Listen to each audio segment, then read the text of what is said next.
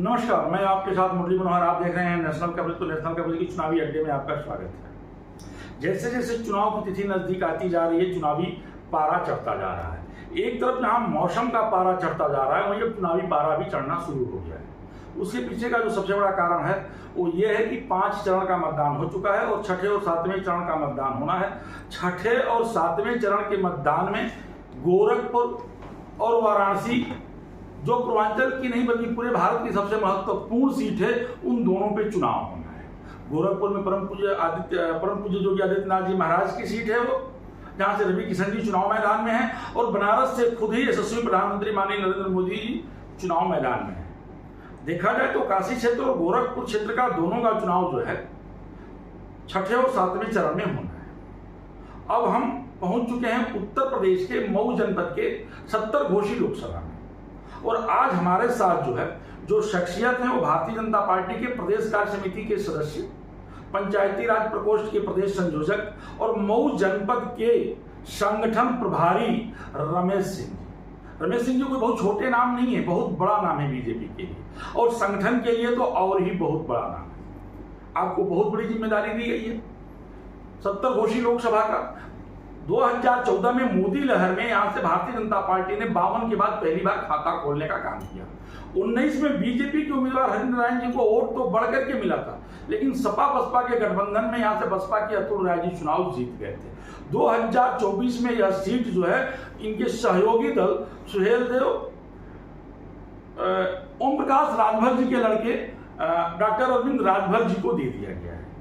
इसलिए भी यह बहुत महत्वपूर्ण सीट है ताकि इनके सहयोगी दल ओम प्रकाश राजभर जी उत्तर प्रदेश सरकार में पंचायती मंत्री भी हैं, और किसी भी सूरत में 70 घोषी लोकसभा को रमेश सिंह जी जिताना ही चाहते हैं। तो आइए हम बातचीत करते हैं कि घोषी के चुनाव का मुख्य मुद्दा क्या है।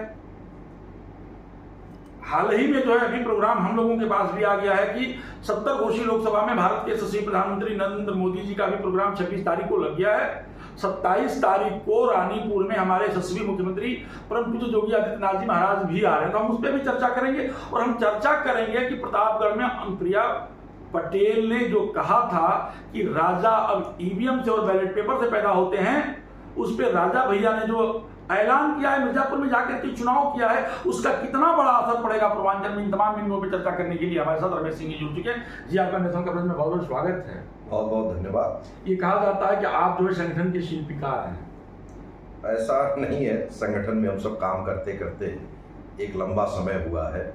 आपने भी जिक्र किया 2014 का जी, तो बहुत संयोग की बात है कि 2014 में जब नारायण राजभर जीते थे तब भी मैं ही इंचार्ज था। जी जी जी, और मैं ही यहाँ का इंचार्ज था। और 2014 में तो न मेरी केंद्र में सरकार थी और न प्रदेश में सरकार थी, और उस समय यहाँ के कार्यकर्ताओं ने बहुत मेहनत करके और बहुत तपस्या कर करके यहाँ की सीट निकाली थी। और एक वाकया भी हो गया था उस समय कि जब प्रधानमंत्री जी का कार्यक्रम लगा और उसी दिन हमारे जो जिला अध्यक्ष थे सुशील राय जी, उनका देहांत हो गया था एक्सीडेंट जी।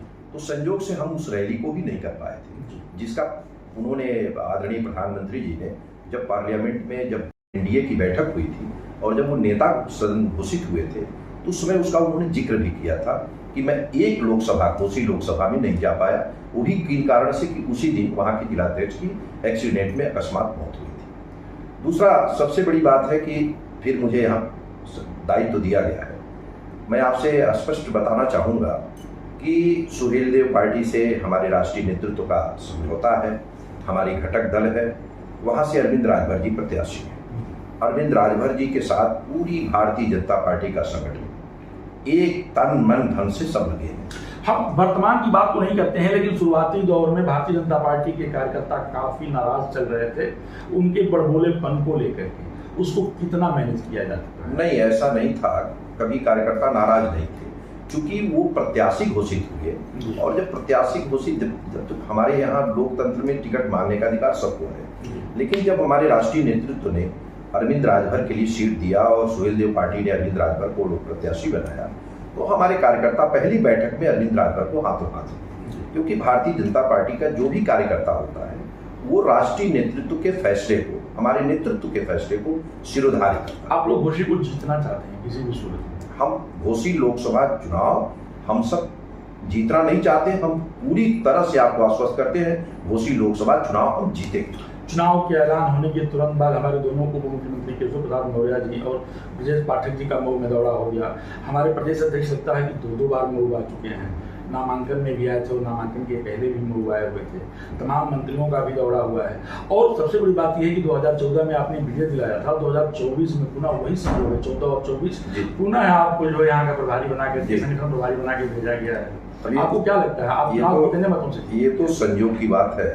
हमारे दोनों डिप्टी चीफ मिनिस्टर आए, हमारे प्रदेश के अध्यक्ष आए, हमारे राष्ट्रीय नेतृत्व के सभी नेता आ रहे हैं। अभी आप जैसा कि बताए कि 26 तारीख को आदरणीय मोदी जी का कार्यक्रम हम सबके गौरव है, जिनका कार्यक्रम लगा है, 27 को पूज्य योगी जी का कार्यक्रम लगा है। हम सब उस तैयारियों में लगे हैं। जहाँ तक बात क्या तैयारी है, आपने तैयारी की बात की है, तो सबसे पहले नरेंद्र मोदी जी के आगमन की क्या तैयारी है? नरेंद्र मोदी जी का जो कार्यक्रम डेवरी में होने जा रहा है, ये रतनपुरा मंडल में पड़ता है जी। और हम सब कार्यकर्ता एक तरह से जब इस कार्यक्रम को लेकर के गांव में जा रहे हैं, आपसे सच बताएं कि बहुत उत्साह मिल रहा है और मोदी जी को सुनने के लिए अपार जनसमूह है। कितनी की भीड़ होने की संभावना है? हमको लगता है कि हम उसको आंकड़ा नहीं दे सकते। क्षमता कितनी? बहुत बड़ी क्षमता है, वो बहुत बड़ी फील्ड है। आप देखेंगे जन सैलाब दिखाई देगा। और चूंकि आदरणीय प्रधानमंत्री जी का आपने जैसा जिक्र किया, बगल में लोकसभा है, इधर योगी जी की है, तो कहने का तात्पर्य है कि यहाँ जनमानस में आम जनमानस में उनके आने को लेकर के बड़ा बेसब्री से इंतजार है। और हम सब लोग जिन जिन गांवों की तरफ हमारे कार्यकर्ता जा रहे हैं, हमारे सहयोगी दल सुहेल देव पार्टी के भी कार्यकर्ता जा रहे हैं, वो बड़ा उत्साहजनक रिपोर्ट बता रहे हैं कि हर गांव से लोग आने को तैयार है। मतदाता आ रहे हैं या दर्शक? देखिए, गांव से जो आता है वो मतदाता ही आता है, क्योंकि जो मोदी जी को सुनने आता है वो मतदाता ही होता है। हम कहीं बाहर से किसी को नहीं ला रहे और चुनाव के समय में कोई बाहर से नहीं आता है।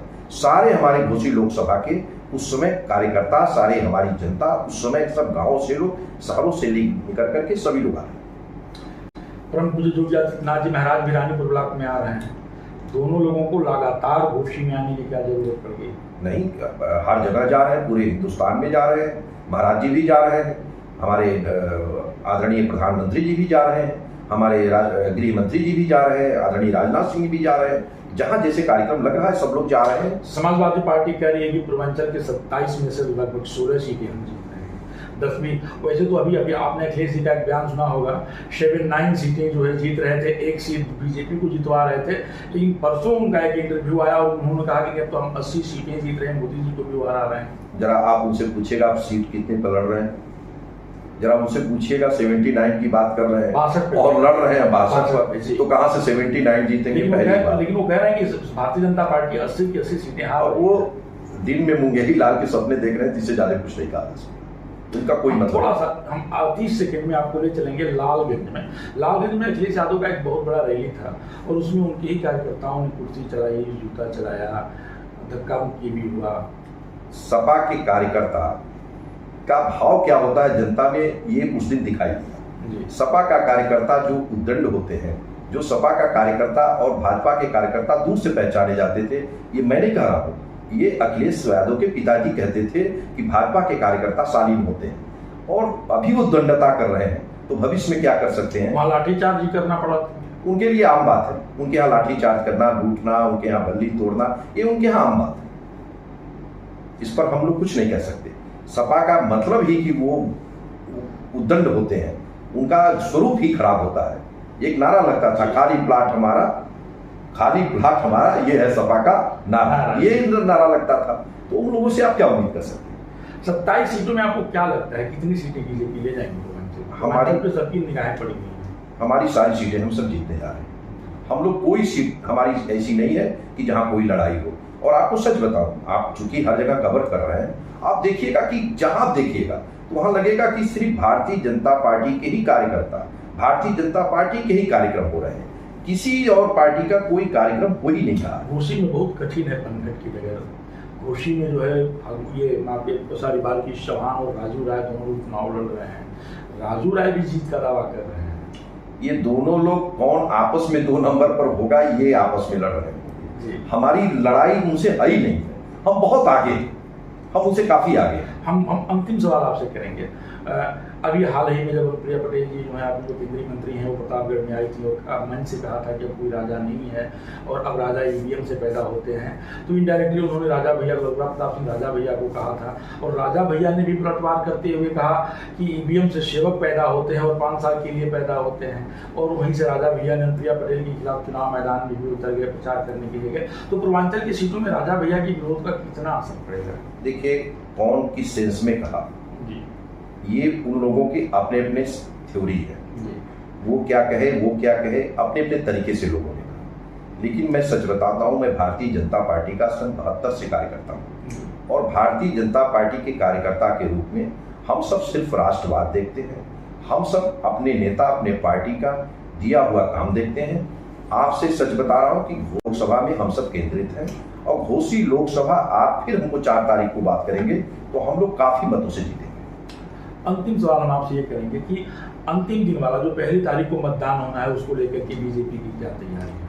हम सब अपने सारे हमारे बूथ गठन हैं, हम हर बूथों पर तैयार बैठे हैं, हमारी बूथ की कमेटियां सब गठित हैं। हम सब एक स्वर से इस बार छड़ी के बटन दबा करके घोसी लोकसभा से सारे मतदाता सारे संगठन पूरा लगा हुआ है कि हम सब यहाँ से सीट जीतेंगे।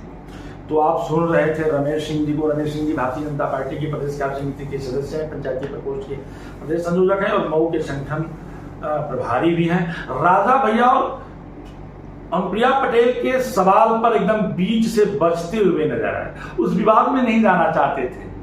आपने स्पष्ट शब्दों में देखा। मुरली मनोहर के साथ प्रिंस खास रिपोर्ट। आप बने रहिए मेरे साथ, देखते रहिए नेशनल।